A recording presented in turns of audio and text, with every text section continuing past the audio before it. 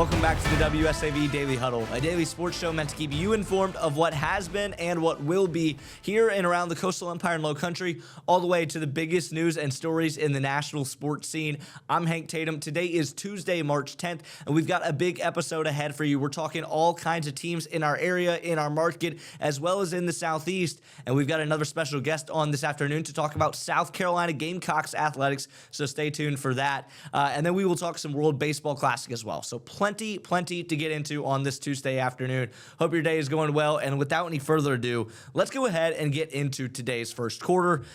Almost for the Georgia Southern Eagles, and they come up just shy of a truly historic run. Again, when you think of March Madness, you think of the NCAA tournament, and rightfully so. It's one of the best postseason formats we have in all of sports. It's always fun. There's always big upsets and things to talk about, and it's truly one of the greatest sports times of the year.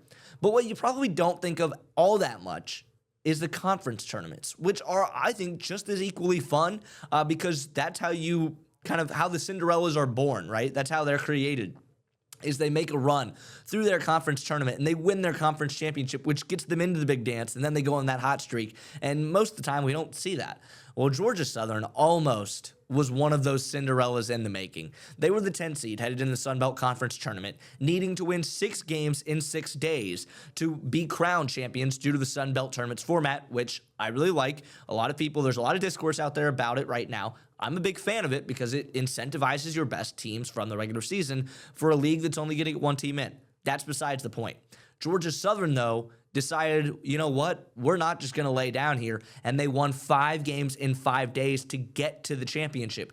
They became only the 3rd team in NCAA history to win 5 games in 5 days, and they had 1 left on the schedule. And they were seeking to become the first team in NCAA history to go 6 in 6 days, but they couldn't get it done. They come up short against Troy in the Sun Belt Conference Tournament final last night, 77-61. Troy was the 1 seed, so they benefited from this tournament's format as only having to play 2 games in 2 days. And so Troy will be headed to the NCAA tournament. Georgia's Southern season is over. Spud Webb led the team last night with 16 points in that game, but Troy's Thomas Dowd was the story with 23 of his own. And ultimately, we kind of talked about it yesterday of what Georgia Southern are we going to get, because what had fueled this run in the Sun Belt Conference tournament was they got extremely hot. Against South Alabama, they hit 23 threes in 1 game, which was a program record, tied the Sun Belt Conference tournament record, and they were just shooting at an extremely effective clip. But in that conference tournament final against Troy, they cooled off tremendously, kind of ran out of gas, which is understandable, having played their 6th game in 6 days. But they only shot 39.5% from the field, and they shot 28.5% from three-point range. Ultimately, not good enough to get it done. And they had 12 turnovers along the way.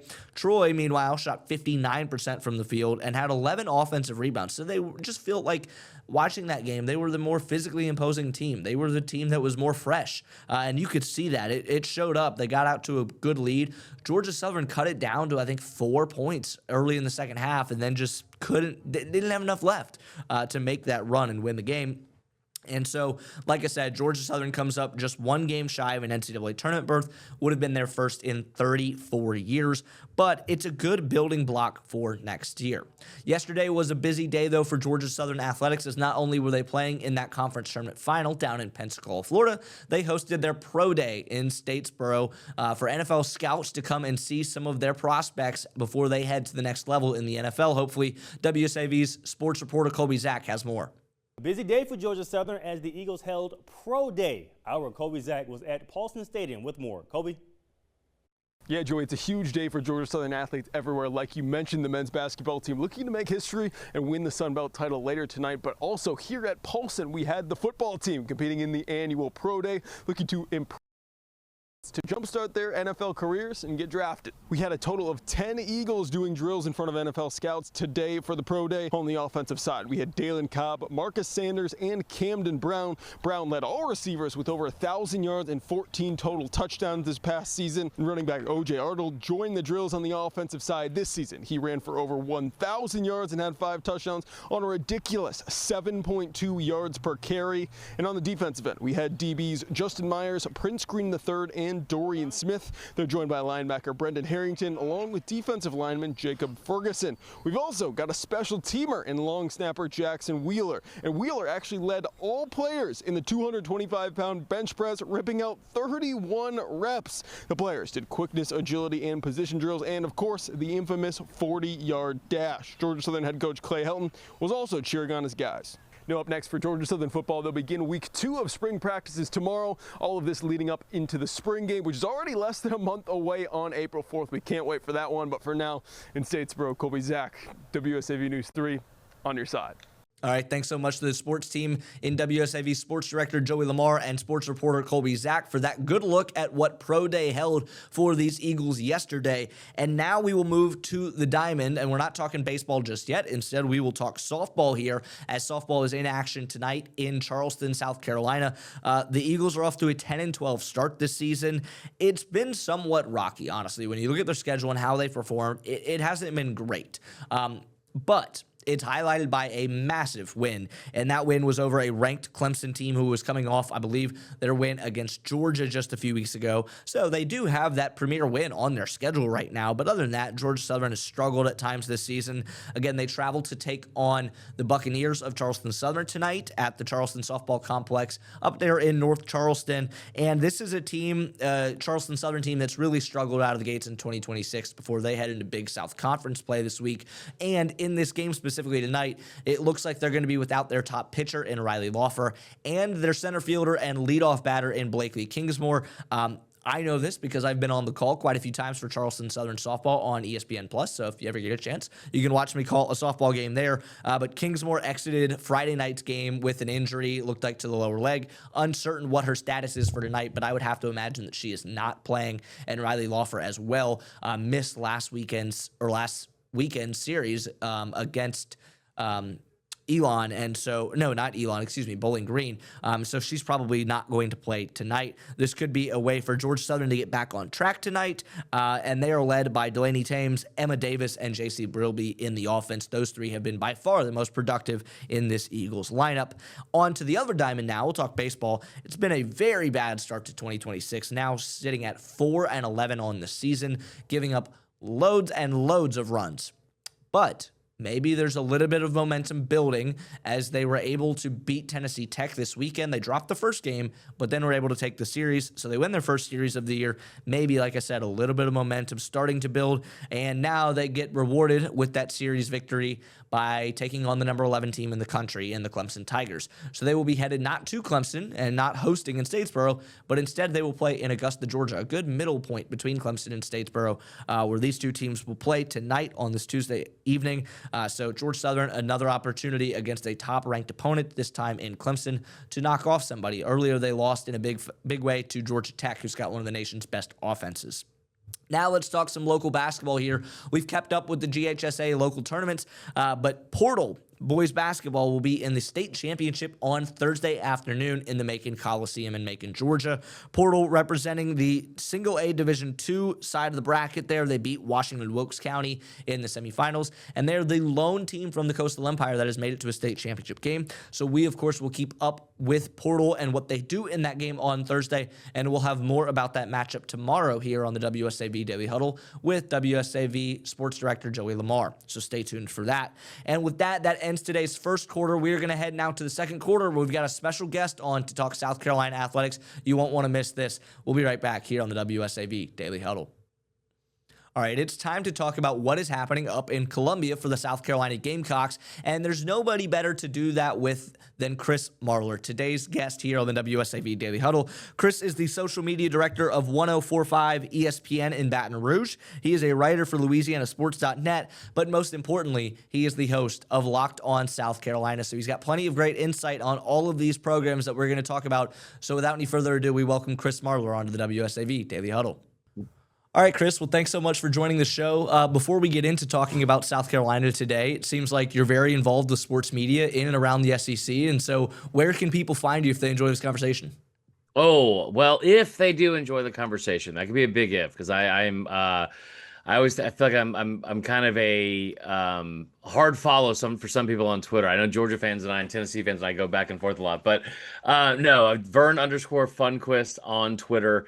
And I live over here in Baton Rouge, ironically enough, and cover the SEC for ESPN 104.5 and our website as well. That's awesome. And I'm looking forward to this conversation. Also, the host of Locked On Gamecocks, is that right? How long have you been doing that? Yeah, so that's my main thing. I have been doing that for about, man, I guess we're coming up on 2 years in July. So it's been a lot of fun. You know, one year was significantly more fun, I would say, than the other. But it's been going on for about 2 years. I'm hoping that this fall will be a really, really good third year. Yeah, and unfortunately, you know, like you kind of hinted at there, it's been a little rough for the South Carolina Athletic Department recently. We're going to talk about all that today, and I want to start with football. Now a week into their spring practice, it looks like. What are the biggest stories that you're hearing so far out of Columbia as far as the first week goes?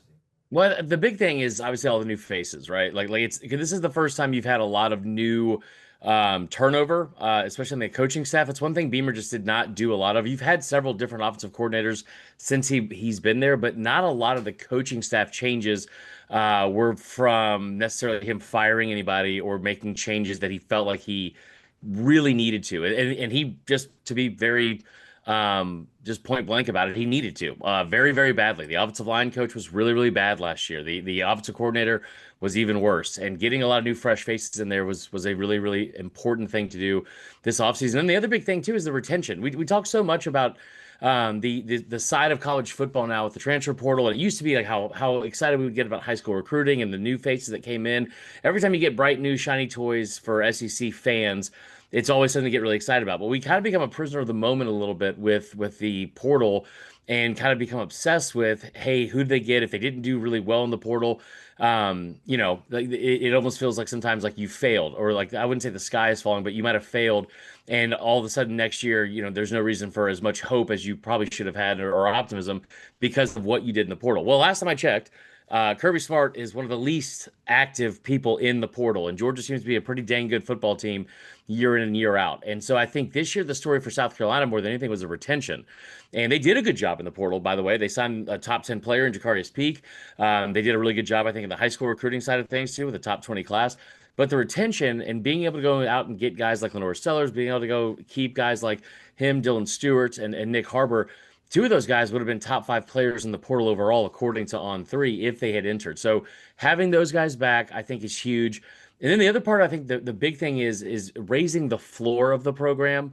Obviously, you want the ceiling to be raised as well, but after last year going 4-8, raising the floor of it is really important. And the two biggest concerns you have there, I think, are probably your offensive line and then your defensive line. And you win games and lose games in the SEC in the trenches. As much as I hate cliches, that is very, very true. So seeing a lot of those new faces, especially with some injuries on the offensive line, that has been the biggest storyline, I think, so far of spring camp. Okay, gotcha. And that's an interesting point you bring up about the portal. I think that maybe outside of Indiana, what we saw last year, it feels like in this era, the teams that are doing it best are the ones supplementing through the portal and just like picking their spots as opposed to revamping an entire roster. So that's interesting to hear how South Carolina was able to retain a lot of that talent and still could kind of pick out talent from the portal to add to its roster. You talked about the coaching changes as well. With Kendall Briles now leading this offense headed into 2026, what can fans expect to be different? You know, I keep joking about this, and at some point I'm going to grow up and let it go, and I'm going to stop harping on this, but today is not that day. What they can expect mostly, first and foremost, is if they get first and goal from inside the 10-yard line, I'd be willing to bet that Kendall Briles knows that he has a 6'3", 240-pound unicorn, that he is going to put the ball in his hands and he can run the football. Every time they got close to the goal line last year, it felt like they did anything but give the ball to Lenore Sellers. I think that will change a lot. The other thing is you're going to be much more up-tempo. You're going to be a lot more explosive, and you're going to see a lot better spacing in terms of how your play design and play calling is. And the big thing that's going to end up turning into with the up-tempo and high-tempo type of offense is, I don't want to say it's hurry up, no huddle, because that feels almost a little bit antiquated just from like being like 10, 15 years old. It's not like a Gus Malzahn type of offense. You're going to see up-tempo offense, so there's a way less pre-snap thinking. You're going to have like design play calls and drives and being on script a lot more often, which is where this team, I think, will thrive. And really just putting your quarterback in situations where he is not going to be in a spot where he has to overthink or see too many things, right? Like we talk about window dressing a lot on defense. I think there was a lot of window dressing that Lenore Sellers was seeing last year as the play caller on offense, because there was too many things to be accountable for pre-snap. And he was doing that with a much worse version, I think, of an offensive line in front of him and not as good of skill players that were at his disposal. So I think now you have a offensive play caller that has been one of the best, I think, consistently at multiple stops around the country. One of the few play callers around the country that's averaged over 6.1 yards per play. That puts him up there with guys like Ryan Day, guys like Lane Kiffin. Not saying he's as good as those two, because I think those are two of the best in the country, but you're going to see a lot more explosiveness on offense. Gotcha. And the system you kind of described, is it fair? And I may be wrong here, but it kind of sounds somewhat similar to like a Josh Heupel offense, where it's that fast pace, but not necessarily like no huddle. It's kind of just going on script. Is that what it's a little bit like, or is it something different? I would say that I think they're going to have more success on script, similar to what Heupel does. Heupel's the best. That's the best offense in the country when in terms of scoring first, getting out early, and the success they've had in turning that into points while being on script. There's not a better team in the country than Tennessee when it comes to scoring first. Again, I'll bring up Georgia. They've scored first against Georgia all 5 years he's been there. They've lost all 5 of those games, but they've scored first at least in all of those, which is pretty interesting. I think the thing with this offense, it's different than Heupel in terms of that is an offense that really spreads you out, and the spacing there is even more important. You'll see receivers that are just pretty much on the boundary or at the boundary, out in the hashes and stuff like that, and spread out. But it is similar in a way also where it is predicated on the run. And you will see a lot more RPO and things like that in this offense than you have in the past. So in that standpoint, it is very, very similar. Okay, gotcha. And you mentioned Lenora Sellers, obviously phenomenal freshman season, a lot of expectations going into last year, and didn't really meet those expectations. What do you expect from his year 3 back at South Carolina? I think you're going to see a much closer version to what we thought the hype would lead to last year. And I know that sounds like I'm living in the hypothetical, and I probably am to an extent. But, you think about that first drive that South Carolina had last year to open the season against Virginia Tech. They went right down the field. Lenoris capped it off with a 15-yard run where he trucks a dude going into the end zone. That was what we thought we would see over and over and over again from that offense. I think with Lenoris, I don't know if he's ever going to be a 72% completion percentage type of passer. I do think he throws the deep ball really, really well and way better than people want to give him credit for. And I think the big thing, too, you're going to see is him being able to go out and just play ball and not have to overthink things and break down reads. I think that he is better at doing that and getting to a second and third read than people want to give him credit for. I'm not saying that he's the best at that. I don't think he's like where Ty Simpson was a year ago, or maybe a guy like Gunnar Stockton. I do think he's a lot better at it than people think. The other part of this is going into this year, utilizing his legs, I think, will be key. But you also have to be in a standpoint where he has to play the full season. Last year, he got knocked out of the game against Vanderbilt. And the year before that, he gets knocked out of the second half against LSU. If they win that game against LSU, they probably make it to the playoff. And they probably hang on to that 14-point lead if he plays the full 60 minutes. I think the biggest thing for Lenoris is, yes, he's going into year 3 as a starter. He's one of only six quarterbacks in the SEC that's returning as a starter in this year in this league. That's crazy. There's so much turnover. And the other part of it too is, there's so much turnover at the OC position from around the league, play callers and head coaches. He has the same head coach. He doesn't have the same offensive coordinator, but he has such a significant upgrade from an offensive coordinator standpoint. I think that'll be great. And the big thing too is I just don't think he's going to be running for his life as much as he's been for the past 2 years. I mean, this is an offensive line that has allowed 40 or more sacks in each of the last 3 seasons. And you think about them doing that with a quarterback like Spencer Rattler in 2023, it kind of makes sense because he's not as mobile. But you do that with a guy like Lenora Sellers, and especially in year 2, where it's like, that's not all on him taking too many sacks. It's a lot on, being very thin from a depth standpoint and a lot of injuries. But I always say this on my Locked On shows, you can be bad or you can be injured. If you're both, that is a even bigger recipe for disaster. And that's what South Carolina found themselves in last year. Gotcha. And you mentioned the offensive line and how key it is, but what is the health of this team looking like? I know that they're already down a tackle, looks like, for the entire season in spring ball. Yeah. So where is the health of the roster? I don't even want to. It's like I don't want to even talk about it because I feel like I'm going to jinx it, and make it worse. There was after Jakarius Peak went down, I made the comment. I was like, well, it can't get worse. And then you find out Josiah Thompson's out for the year. So maybe that was on me, guys. That might have been my fault. It's been the weirdest in terms of an athletics department, man. You talk about women's basketball, Chloe Kitts before the season, the season, they're All-American, out for the year. 2 years in a row, their opening day starter in baseball, out for the year before they ever throw a pitch. Then you go into this year, your prize recruit from the portal top 10 player overall, Jakari's Peak. He's going to miss the spring with a lower leg injury. They weren't super specific about it. The Josiah Thompson thing is interesting because he was apparently always going to be out for the year no matter what. Even if he entered the portal, he came back. Oh, That was interesting. somebody, Okay. yeah, that was somebody they were not prepared on him being around for this season no matter what. Maybe that's part of the reason why he did come back, because the value he got in the portal would have faltered or fallen off a little bit. My question to that, which is purely speculation, love Shane Beamer. I think he's the right guy for the job this year. I don't know why you don't have the surgery sooner. The season ended in November. You could make the case that it ended much earlier than that since they went 4-8. So I'm not sure what the holdup has been, but playing without him, and I think the good part about Peak being out for at least the spring, you're supposed to get him back for the first game of the fall, and he should be back for the full season. At the very least, that now creates a lot more opportunities and a lot more reps for the players that you were going to be bringing in at the tackle position and across the offensive line. You have a new offensive line coach in Randy Clements. I think he's going to be a lot better than Lonnie Teasley was a year ago. I don't know how high that ceiling is going to be for an offensive line that is still lacking in some places in talent.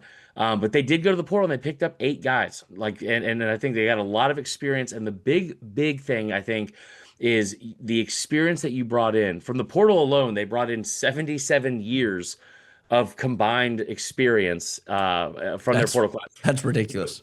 That's basically like 2.5 Stetson Bennett's. I mean, it's fantastic. So, or 1 Diego Pavia. So there's that. I think that should be a lot better across the offensive line. And when Pete comes back, now you have a lot more depth. You've had a lot more important reps in spring.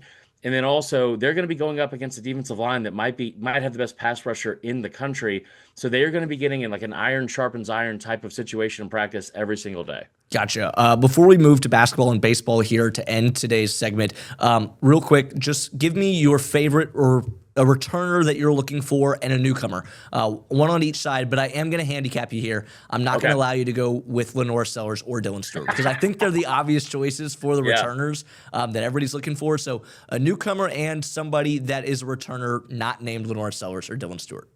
I'm gonna really show off my pronunciation skills here, which are terrible. Anybody that watches the show, it's like an ongoing joke that I just butcher names constantly. I got to get better at it. Justin Okoronkwo. He is a linebacker that came in last year. I think he was first or second on the team in tackles a season ago. Really, really solid player. 6'2", 6'3", 230 pounds. He is shot out of a cannon. True sideline to sideline type of defender. This is a kid that was from Germany. Which is not necessarily known for comedy or football, but especially football. They have not had a ton of guys come from there. He's a 3-star recruit that went to Bama. Talking to people from around that program when he was there at Alabama being recruited, they all felt like he would have been a 5-star had he played high school football here in the States. Wow. He has translated really, really well in year 1 as a starter in that defense. That's also a defense that, you lose some guys up front, you lose some guys in the back end. But the linebackers that are returning, you return all 3 starting linebackers, which is a really, really good thing, I think, for this defense. I think he's going to be a really, really good player for them next to Fred Johnson, who's also going to be a really good linebacker for them as well. Newcomer that I'm most excited about. God, there's a lot of them. Nitro Tuggle is a guy that I'm pretty pumped to see what he looks like at receiver. I think he's a guy that just off the line of scrimmage, he's really, really good. The other one I would say, Emmanuel Poku. He's a right guard that came from East Carolina and has a ton of career snaps and not a lot of sacks given up. I think he gave up either the number was 0 or 2 a season ago, and that is something that South Carolina desperately needs. Very, very big, very versatile, and I think it's going to be a guy that ends up in the starting 5 on that offensive line coming in this year. Gotcha. Well, those are the names that we will then keep an eye on as spring moves forward and we get into fall camp. For basketball, it was announced today that Lamont Paris will return for 26-27. What are your thoughts for his return next year after what's been a really disappointing season for the Gamecocks? Yeah. So this is tough. I mean, they spent less than anyone else in the SEC. They spent around what I was told was around $5.5 million of their in NIL spending, which was like a couple of years ago would have been near the top of the SEC. Right. The way I look at this for South Carolina fans, and it's not the best way to look at it. I'm very open about this. Is you're elite at women's basketball. you are all in college football this year with Beamer. Like you put a lot more resources into going into the portal. I mean, a guy like Jakarius Peak is the #2 tackle. I know the #1 guy, I can tell you without hesitation, got at least $4.5 million to come here to Baton Rouge and LSU. So I don't know what that would have cost them, but they spent a pretty penny, I think, in the portal. And then also with the retention we mentioned earlier, that's you've got a lot of money tied up there into the success of this year's football team. My question to fans who are tired of losing in basketball is this: what's the upside? Like the upside of them winning? They're not a tradition-rich program that's made a ton of noise in the NCAA tournament. They've had some good years. They made the Final Four about a decade ago. But outside of that, there's not a ton of tradition history and from a basketball standpoint on the men's side. The baseball side of it, I think you would rather be good again at baseball than you would at basketball. So the question that South Carolina is going to have to ask themselves, that looks like they already did, is the same that some other teams like LSU they're going to have to ask themselves, which is, what's the, like, if you want to have the buyout from Lamont Paris, because remember, he went 13-5 in the league and won 26 games in year one. So you gave him a contract extension, which was probably deserved. But now you're looking at it and saying, well, if you get rid of him this year, it's $10 million. Next year, 7.5. It's a substantial drop off of 25% less. But it's like, if you are going to pay that $10 million now, the way you have to look at this in this day and age in sports, and I know this is a long diatribe, but like, it's not the $10 million you're having to pay him. It's the $10 million you're having to pay him. And then let's just say for a round number 15 for the new guy that you're going to promise to bring in, then whatever you promise to have to spend in NIL to get a new coach to come here, because you're not, like, if there's going to be a guy, I'm assuming is going to have multiple offers and multiple options. Right. He's going to want to see what kind of resources you're going to put into that and invest into the program. Well, to keep up with the SEC, I mean, you had 9 teams that spent over $10 million or more in NIL this year. So are you going to go into that group? Because that's probably what it takes to make the tournament. Right. Well, now you're talking about a $35 million investment into basketball in a year where you already might have to make wholesale changes in baseball and in football if stuff doesn't go correctly. And the thing I keep trying to position to fans is this: I would say you probably spent around $10 million overall in keeping Harbor, Sellers, Stewart, and then bringing in Jakarius Peak. If you are spending $10 million on a new coach with Lamont Paris, that's $10 million you're not able to spend in football. Yeah. So with that kind of money opening up with those guys leaving after this year, you're talking about roughly $20 million that you might have at your disposal to go into the portal. And now you're talking about, if you have success this year in football, now you can start building for the future and having multiple years of success and building a much more solid foundation. That's a great point about, like, the money that you would have to allocate if you were to make a change takes away directly from football and maybe even baseball, where South Carolina fans might want to have more success. And speaking of baseball, they've struggled a little bit through non-conference play, obviously losing some midweek games along the way, as well as dropping a game to Army and Northern Kentucky and Queens. What are the expectations now that they begin SEC play on this weekend, traveling to Gainesville to take on Florida? Well, they don't have to play Queens again, thank God. That was tough. That was a tough one. Queens was like 0-17 in their previous games against Power 4 programs, and they were 9-44 overall a year ago. So that was, I think, the low point. You're coming off a good week. You went 5-0 in the week. You won both your midweek games, and you were obviously able to hang on and beat Princeton and sweep them in the series. So, you know, there's some really good players on this team. I mean, KJ Scobie is a really good shortstop, and he's going to end up being I think, you know, probably a guy that's taken in the top 3 to 5 rounds of the draft. That's how good his skill set is. You just again, it's the second straight year that you're going into a season where you have lost your opening day starter. Yeah. That's very difficult. And in a guy like Jake McCoy this year, who's a lefty throwing 98, I mean, like, that's probably a day 1 draft pick. And right? that guy like goes and wins on Friday nights. Or at least lets you compete for an offense that has struggled at times this year. And the pitching staff has actually been a lot better than I think people are giving him credit for. I think you'll learn a lot this weekend, because they open with about a week ago when I was previewing this, the first, I think it's 6 series they have were against 5 teams at the time that were ranked in the top 10. Now, that's kind of the same for a lot of teams in the SEC because it's so loaded in this conference. But the one that I think is going to tell you the most is I think they'll beat Missouri. I mean, if they don't beat Missouri, we have much bigger issues to talk about. Right. But Florida is a team that has really struggled even before this weekend at being consistent. Just like especially early on in seasons under Kevin O'Sullivan. I think he's a great coach, love the dude to death. But at the same time, I think you have really seen a lot of inconsistency, even when they have had years where they've made the College World Series. So if you can figure out a way to go steal a series in Gainesville, I think that opens up a lot more doors for you as a team from a confidence standpoint. They are getting Alex Philpott back this week. He's going to throw 25 pitches in the midweek game, but I'm optimistic. It's one of the most toxic relationships I think I've ever been in, and it's because it's basketball I can give up pretty easily with that one. But baseball, you want to sit here and look at it and like, no, they can figure out a way to do this. And for a Florida team that's coming off nearly getting swept by High Point, you have to capitalize and strike now. Okay, gotcha. And you mentioned optimism, asking the hard-hitting question here before you leave. And this is a stat that I believe that you've referenced on X. But I want to say now it's up to 15-76 against power conference opponents since January 1st of 2025.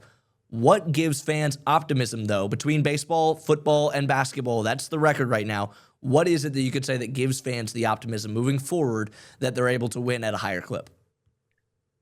I hate that you brought that up. We were doing so well. I was so happy today. But I'm spinning it in the right direction of, hey, moving forward, look, it's been bad, but how do we get out of that? It's also a fair question.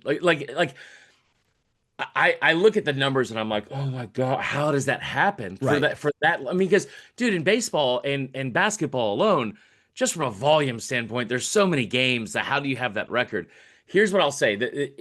Before this past week when they beat Ole Miss on a buzzer beater, vaulted themselves from 16th seed in the tournament to 14th in the SEC tournament in Nashville. So that was huge.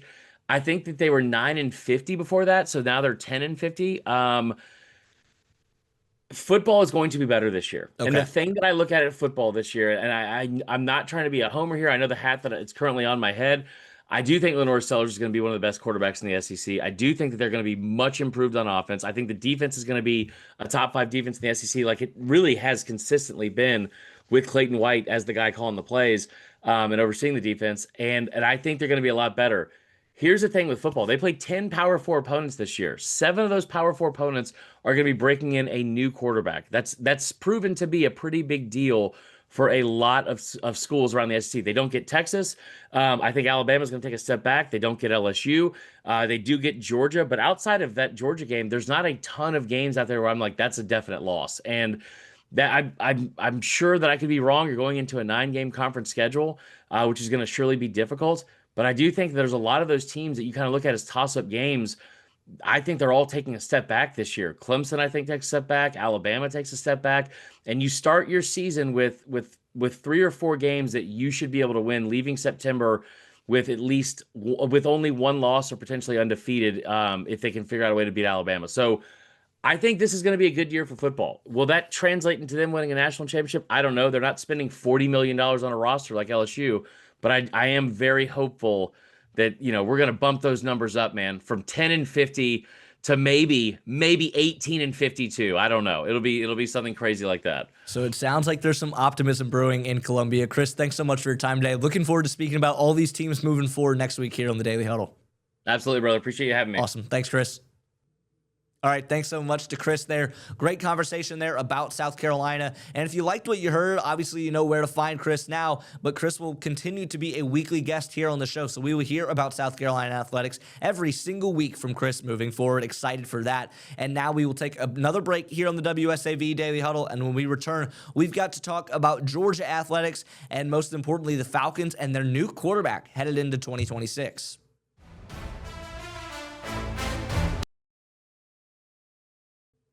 Third quarter here on the WSAV Daily Huddle. Let's go to Athens, Georgia now to talk about the Georgia Bulldogs. We'll talk softball here as they are hosting West Georgia in Athens on this Tuesday night at Jack Turner Stadium. Georgia's now ranked number 12 after falling in a weekend series to open SEC play to Arkansas. They took game 1 but fell by 1 run in game 2 and got blanked in game 3 to lose the series. This would be a good bounce back opportunity for the Bulldogs. They also will take on in-state rival Georgia Tech on Wednesday at at Jack Turner Stadium in Athens before the Bulldogs host Mississippi State this upcoming weekend. And again, for Georgia baseball, this is the top 10 team in the country now. No midweek action, but they're getting ready to host Tennessee to open up the SEC conference schedule on Friday night in Athens. So that'll be a very fun series to keep an eye out for. We'll have more on that series later in the week with Graham Coffey as well. So stay tuned for that. That's it for Georgia, as we've got another week until spring practice starts. And again, we'll talk more about that with Graham later in the week. But so not much happening right now in Athens as basketball gets a little bit of a break. We'll talk about that a little bit more in a second. Actually, you know what? Let's go ahead and talk Georgia basketball now. They beat Mississippi State 102-96 on Saturday to secure the winningest regular season in program history. It's the first time that Georgia has reached 22 wins ever, which is a major accomplishment for Mike White now in his fourth season. And in these last few games, after that mid-season skid that they had, where they had lost 4 out of 5, but I'm looking at the Kentucky, the Texas, the Alabama, and Mississippi State games specifically, they've shot the ball really, really well, especially Tuesday night and now Saturday against the Mississippi State Bulldogs. This makes me think that this Georgia team, if they shoot the ball like this, we know how fast they run, we know how many shots they put up. If they're shooting effectively, it's a dangerous team come the NCAA tournament. Right now, they are the 7th seed for the SEC tournament, and I think that this draw matches up really well for Georgia. They're going to face the winner of Ole Miss and Texas on Thursday. Then they will have Alabama on Friday, likely Arkansas or Texas A&M on Saturday, and then the championship, which is probably going to be Florida on Sunday. The biggest thing for them has been the not necessarily resurgence, but the coming out party for Cannon Catchings. He was highly touted transfer this season, and it just took him a while to get going. But on Tuesday against Alabama, he put up 32, then put up 23 on Saturday against Mississippi State with 18 points coming in the second half and 5 3-pointers. So he's been a huge addition for this Georgia offense that's really come around late in the season. If he keeps it up, he's going to be a massive, massive key to Georgia's success in the tournament.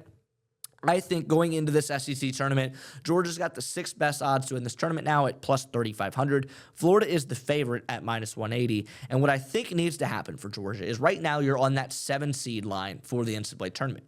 If Georgia wins one game and no further, I think they'll lock up that 7 seed, and they will be a 7 seed hosting or playing against the 10 seed, and then a 2 seed if they win that first game. There's a few 2 seeds out there that I think are beatable come the second round of the NCAA tournament. But what you're really hoping for, if you're a Georgia fan, is that they can beat Texas or Ole Miss in the second round of the SEC tournament and then turn around and beat Alabama again.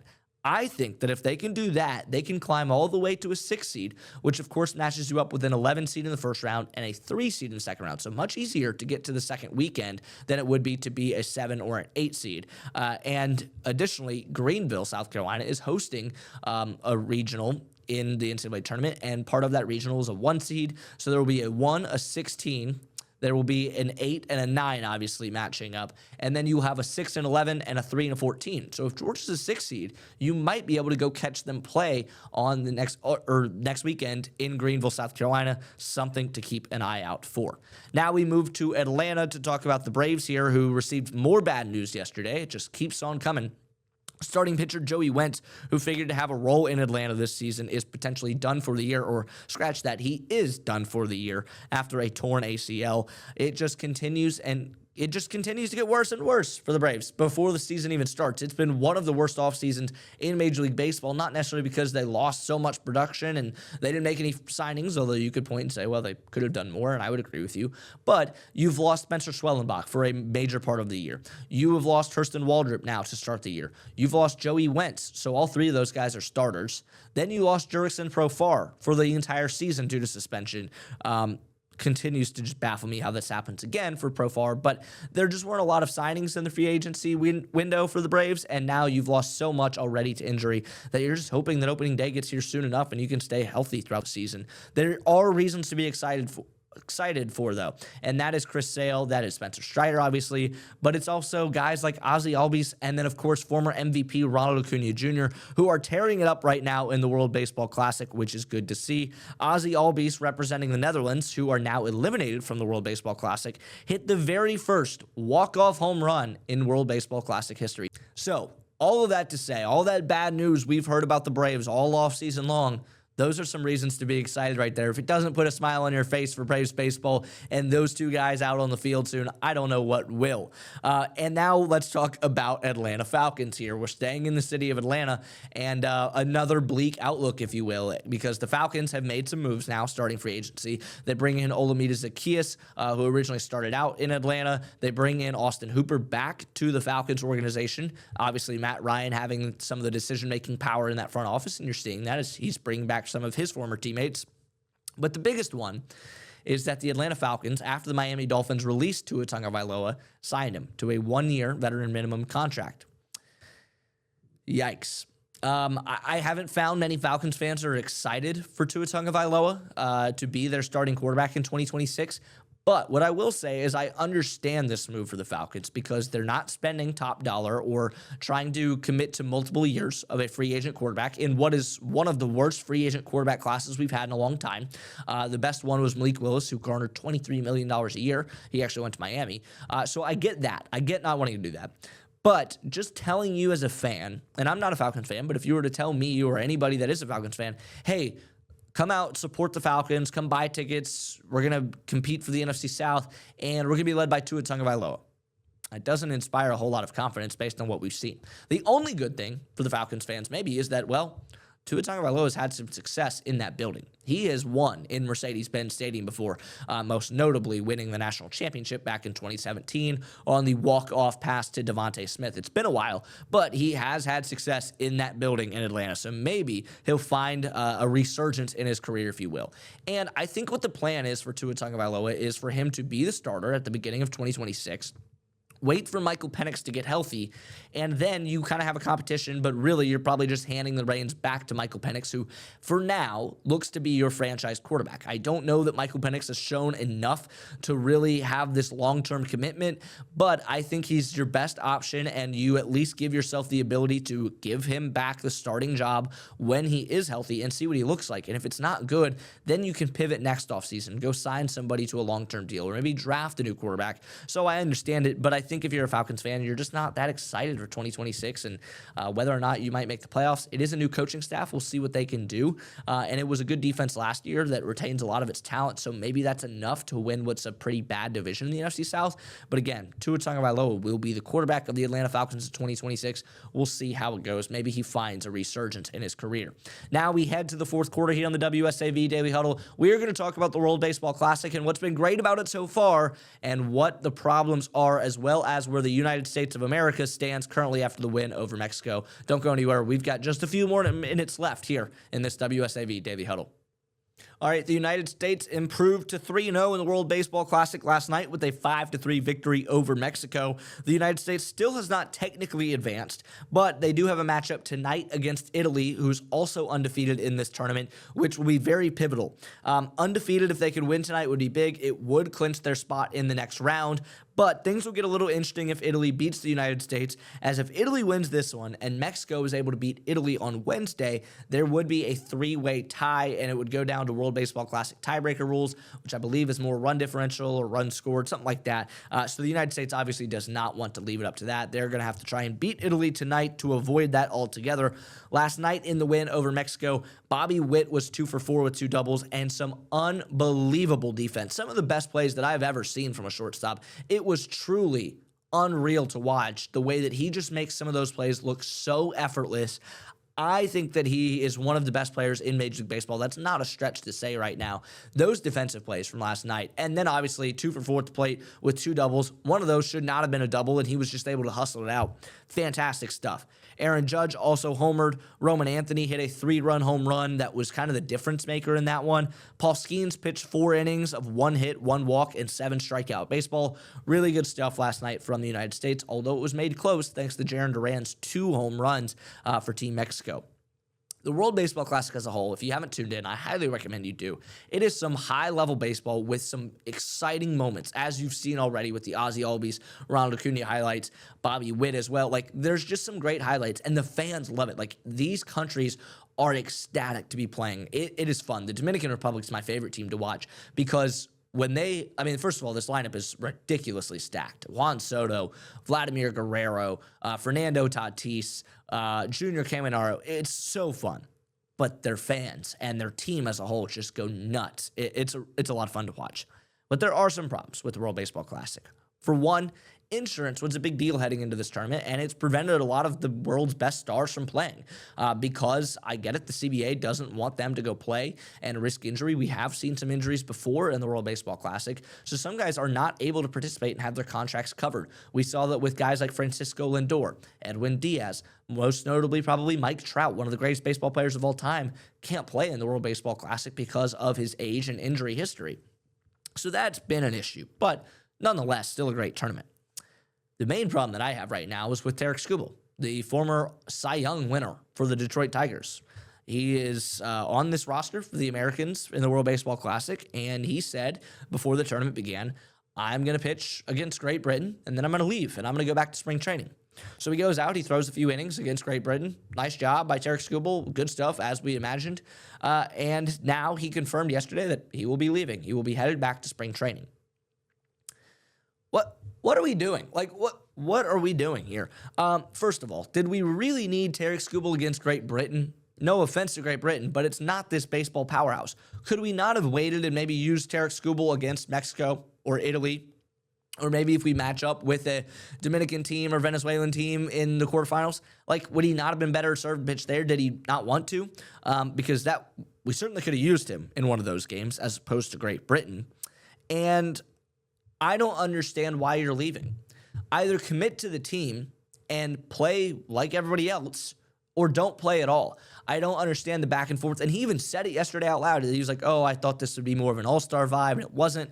I wish I could stay. It makes this decision so much harder, but I am going to leave. Next time, pencil me in for the World Baseball Classic and the Olympics. I would love to compete for my country. And yet he's just shying away from competing for his country. Now, I don't get, though, the leaving to go back to spring training versus just staying and pitching in the World Baseball Classic. There are rules in the World Baseball Classic about your pitch counts, and obviously they're mindful of how much they throw a guy. They don't want to ruin him for the season, which I get. But is you going back to Detroit Tigers spring training and throwing there going to be that much less of an injury risk than you throwing in the World Baseball Classic? I find that hard to believe if that's the case, so I don't get it. And then he said he'll come back for the semifinals and finals if the U.S. gets there to be with the team and celebrate with them. I hate that. You're either on the team and playing, or you're not. I don't think you get to come out, throw 2 innings against a bad team you know you'll beat, and then say, all right, guys, I'm packing up. But if you guys make it, I want to make sure that my name's remembered and I'm a part of this team as well. I don't like it. I want guys in the future, and hopefully this World Baseball Classic has shown us how great this tournament can be, because it truly is the World Cup of baseball. I want guys in the future to want to play for these teams, whether it's the United States or other teams. Like, I want guys to be excited. We want to see best on best. You know what Shohei Ohtani did right before getting his big contract, and obviously there was concern? He pitched for Japan. He hit for Japan. He was phenomenal in 2023. And then to end the tournament, he struck out Mike Trout and won the whole thing for Japan. And it's this awesome moment. And we're kind of getting robbed of that from Paul Skeens, who was pitching last night and probably won't pitch again, and Tarik Skubal, who's leaving. Guys should want to compete, and we should want to put our best players out there against other countries' best players. That's what makes this tournament fun. It's what will draw more eyes in the future. But again, the United States taking on Team Italy tonight. A huge, huge matchup in this World Baseball Classic. We'll talk more about it and the tournament as a whole as it continues to progress. That's going to do it for us today here on the WSAV Daily Huddle. Hope you enjoyed today's episode and hearing from our now weekly guest in Chris Marler about South Carolina athletics. I'm Hank Tatum. We'll see you tomorrow.